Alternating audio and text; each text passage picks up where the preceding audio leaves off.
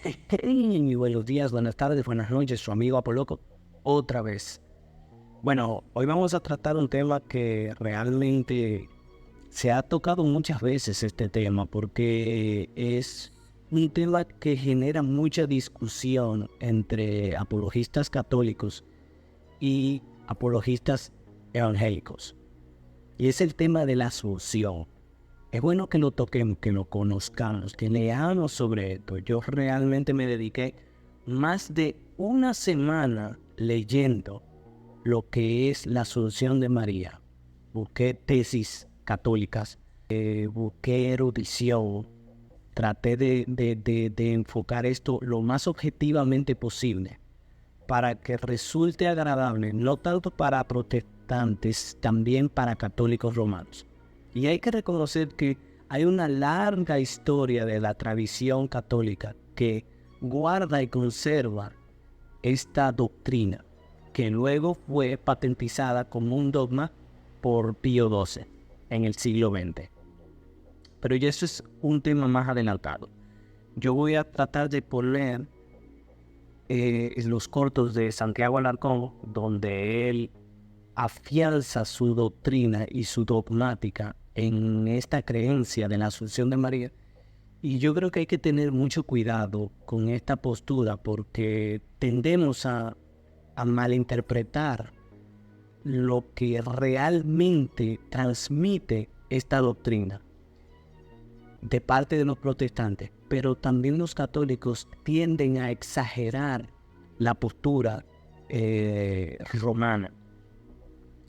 Y voy a tratar de exponer lo que es la Asunción de María. Eso es lo primero que debemos de hacer. ¿Qué es la Asunción de María? Bueno, yo realmente busqué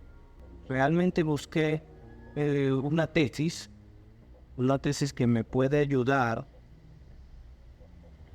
La tesis se llama La Asunción de la Santísima Virgen María, del señor Darío Teixeira Trujillo. Y él explica cuál es el significado de la palabra asunción. En su escrito él dice: la Sagrada Escritura, la tradición y la liturgia usan la palabra con sentido diverso como la encarnación, la ascensión del Señor y el tránsito de la Santísima Virgen en cuerpo y alma. El verbo siguió siendo lo que era y asumió lo que no era. El verbo la hace. Es el asumente. La humanidad la recibe y es la asumida. En el verbo tiene sentido activo, en la Virgen pasivo, porque es asumida. Cristo, hombre, no fue asumido, sino que subió a sí mismo con la virtud de su propia persona. En cambio, María fue asumida por Dios. Por eso en Jesucristo se llama la ascensión, para diferenciarla de la asunción, que es pasiva. Esto es muy interesante porque esto explica que la asunción de María es asumida. Y quiero que pongan entre comillas esta palabra porque es asumir algo, no es lo mismo que ser testigo presencial de algo. Me explico. Cuando alguien ve algo que sucede, un accidente, y es testigo presencial, ve en primera plana, en primera vista, el accidente y puede testificar acerca de ese accidente. Sin embargo, en la asunción se asume que María, por lógica teológica o por lógica eclesiológica o doctrinal, se asume que ella fue asunta a los cielos. Entonces, en el corto de Santiago, cuando él explica todo lo que dice, que vamos a ponerlo ahora en un ratito, él asume muchas posturas.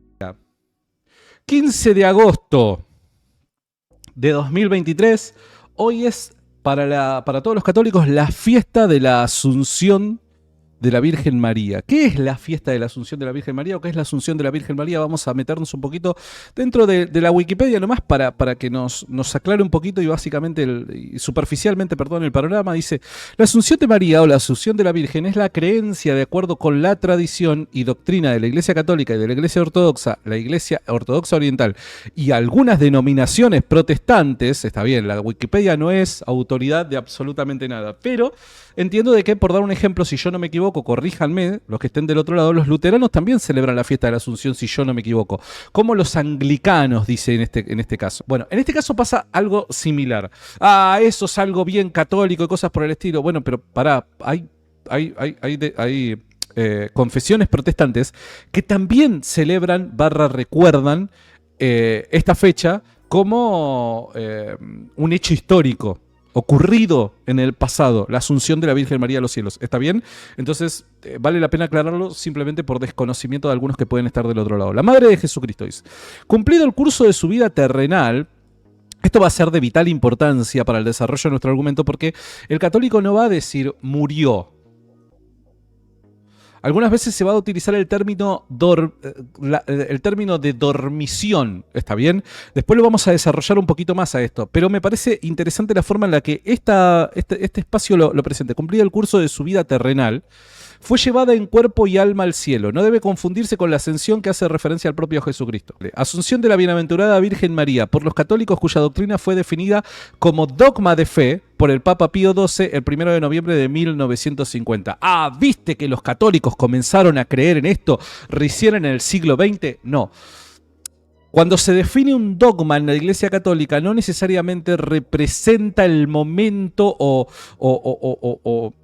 la cercanía con el momento en el que la gente comienza a creer estas cosas. Puede ser que dicho dogma se haya creído durante toda la vida del cristianismo, durante toda la existencia del cristianismo como tal, y particularmente ciertas circunstancias ocurrieron a mediados del siglo XX, o obviamente tiempo antes, que llevaron a la Iglesia a, por medio de un concilio y basándose en la autoridad que tiene, definir un dogma para que no haya confusión en el mundo católico teniendo posturas distintas, sino para que a través de dicha declaración oficial del dogma haya unidad en la fe católica.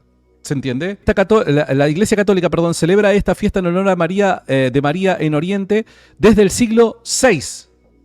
Y en Roma desde el siglo VII. La festividad se celebra el 15 de agosto. Por eso, como estamos hoy a 15 de agosto, es que estamos hablando de este tema. La divinidad de Cristo es bíblica. La Asunción de María no. Bueno, pero Norman, es obvio que van a haber cosas que no van a ser bíblicas. ¿Pero qué querés decir con no van a ser bíblicas? ¿Que el evento histórico no aparece descrito en las páginas del Nuevo Testamento? Bueno, hay un montón de eventos históricos que no aparecen descritos en las páginas del Nuevo Testamento y mismo así nosotros creemos que han ocurrido. Por dar un ejemplo, el martirio de Pablo, el martirio de Pedro, la destrucción de Jerusalén. Podríamos continuar con eventos históricos trascendentales, claves para esa fe cristiana primitiva del siglo I que no aparecen en la Biblia. No aparecen en la Biblia. Ahora, un católico podría levantar la mano y decir, pero pará, campeón, ¿cómo que no aparece en la Biblia? Ahora vamos a tocar ese tema. Pero lo único que yo quiero combatir es esa idea de que, bueno, porque tal cosa no aparece descrita en la Biblia, eso no pasó, eso no ocurrió, o eso no debe ser verdad. Discúlpame. Cálculos trigonométricos no aparecen en la Biblia y no por eso vamos a dejar de estudiar matemática. Bueno, todos los eventos históricos ocurridos dentro del seno de la Iglesia no van a aparecer descritos en la Biblia, porque si no, ¿cuántas páginas tendría que tener la Biblia? Y hay que tener cuidado con asumir ciertas posturas, porque tú no puedes demostrar históricamente que la Asunción de María es históricamente demostrable. Por eso es que hay que tener mucho cuidado con este concepto. Entonces, voy a seguir trayendo el tema, explotándolo, exprimiéndolo, para que más o menos entiendan el concepto. ¿De dónde viene? ¿De dónde surge estas primeras pinceladas acerca de la Asunción de María. ¿Cuándo surge por primera vez? ¿Qué evidencia tenemos? La más temprana. ¿Cuál es la más temprana? Y esto es un problema para la historicidad de la Asunción de María, porque se supone que deberíamos tener una postura cercana y contemporánea a un suceso tan extraordinario como lo es la resurrección de Jesús, la ascensión de Jesús y la Asunción de María. Tenemos detalles históricos de la destrucción de Jerusalén. Tenemos detalles históricos de la persecución de los cristianos. Tenemos detalles históricos acerca del martirio de algunos de los cristianos, que luego se convirtieron en mártires y se convirtieron en símbolos reconocidos en la tradición cristiana. Pero de María no tenemos absolutamente nada. Nada que sea de referencia, nada que sea histórico. Todo lo desarrollado fue posteriormente. Es como el musulmán. Cuando el musulmán decreta y declara que Cristo no fue crucificado, ¿qué evidencia tenemos temprana acerca de esta supuesta verdad musulmana? Bueno, la evidencia más temprana es desarrollada posteriormente. Posteriormente se desarrolla esta teología de que Cristo nunca fue crucificado por parte de los islamistas. Esto tiende a desarrollarse en el tiempo y ellos lo declaran como una verdad de fe. Ahora, ¿tenemos suficiente evidencia histórica sobre la crucifixión y sobre la resurrección de Jesús? Claro que sí. Ahora, de María no tenemos nada, ni de la no crucifixión de Jesús tampoco, en un tiempo contemporáneo. Y esa es la gran diferencia de lo que es históricamente demostrable. Entonces, la primera mención de la Asunción de María es en un evangelio apócrifo llamado El Tránsito de María. Y voy a leer la misma tesis donde se origina. Una antigua fiesta que se celebraba en Jerusalén desde el siglo VI en honor de la Madre de Dios, la Theotokos, recordaba probablemente la consagración de una iglesia en su honor. Esta fiesta, un siglo después, siglo VII, se extiende a todo el Oriente bajo el nombre de Dormición de Santa María y celebra su tránsito de este mundo y asunción al cielo, según los textos apócrifos del Tránsitus de la Virgen. En Occidente fue acogida por el Papa Sergio del siglo VII, con una feliz formulación inspirada en un texto bizantino. En la oración venerada Nobis del Sacramento Gregoriano se dice que María experimentó la muerte temporal. Y quiero que pongan mucha atención a esto, sobre la muerte temporal. Pero no pudo ser retenida por los lazos de la muerte. Recuerden que todo esto es asumido, no demostrable históricamente. Todo esto es un pensamiento, es una doctrina. En el siglo VII, estamos hablando de 700 años después de la resurrección de Cristo. Todo esto se desarrolla 700 años después. Entonces, ¿a dónde quiero llegar con esto? ¿Cuáles son los argumentos del señor Santiago Alarcón al momento de defender la virginidad? Él dice cosas como que, bueno, tenemos evidencia de cuerpos que fueron asuntos al cielo. Tenemos la evidencia de Elías y el carro de fuego que nos recoge. Y tenemos la evidencia de Enoc cuando Dios nos sube al cielo. Pero esto es demostrable bíblicamente. También está el ejemplo de Moisés, pero Moisés murió. Tenemos escrito de que Moisés murió. Por lo menos Enoc y Elías no murieron, o no escuchamos la muerte de estos personajes. Entonces sí tenemos una postura bíblica descrita en el Antiguo Testamento acerca de estos personajes. Y Santiago se pregunta, ¿y por qué no la madre de Jesús? Una persona tan importante. Sí, pero ¿por qué no la madre de Jesús? Me explico. Ella pudo haber sido asunta al cielo, pero no hay nada escrito acerca de esto. Ella pudo haberse quedado aquí en la tierra, porque no hay nada escrito. O sea, la misma categoría de silencio que tú tienes, la misma categoría de silencio yo tengo, pero hay una diferencia, que yo sí creo que los dos personajes primero mencionados sí estuvieron en la tierra y fueron asuntos porque hay una declaración escrita contemporánea. Pero de María no se tiene hasta 700 años después. No hay una evidencia ni patrística, ni de los discípulos de Jesús, ni del mismo Jesús, ni en la Biblia, que es el escrito más antiguo. No hay nada de María. Y muchos dirán, bueno, sí, en el siglo II se desarrollaron pensamientos. No, en el siglo II se asumía una postura, pero es algo asumido, es un pensamiento. Y por eso es que Santiago Alarcón debe diferenciar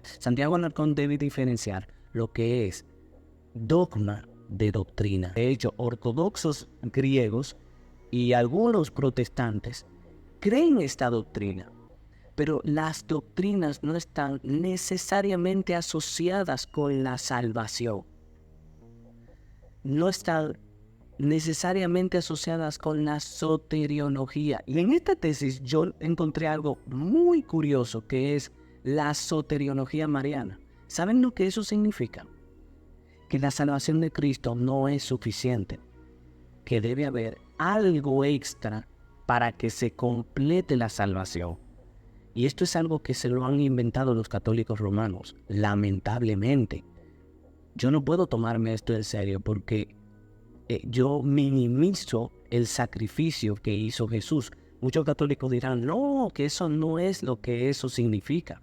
Pero el hecho de tú hacer un complemento de soteriología a María, eso la vuelve en una futura corredentora y salvadora de la humanidad. Y esto es un invento desarrollado por el catolicismo romano, tratando de nivelar a María al nivel de Jesús. Y esto es peligroso, porque la gloria solo le pertenece a Dios, y ellos lo saben.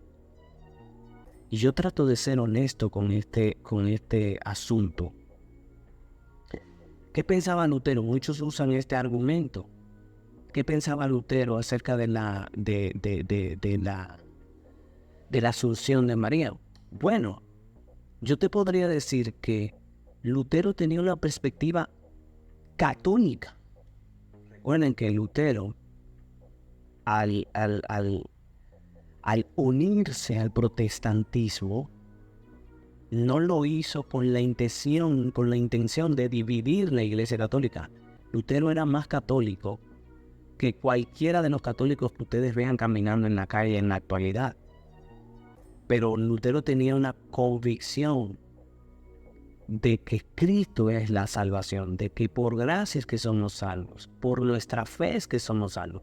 Y cuando él ve este fanatismo religioso, él escribe sobre esto, diciendo, ¿por qué? Y lo estoy parafraseando. ¿Cuál es la necesidad de esta glorificación a la Madre de Jesús? Y él creía que era perpetuamente virgen, doctrinalmente, no dogmáticamente como lo cree el catolicismo actual. El catolicismo actual dogmatiza lo que es la Inmaculada Concepción y la Asunción de María.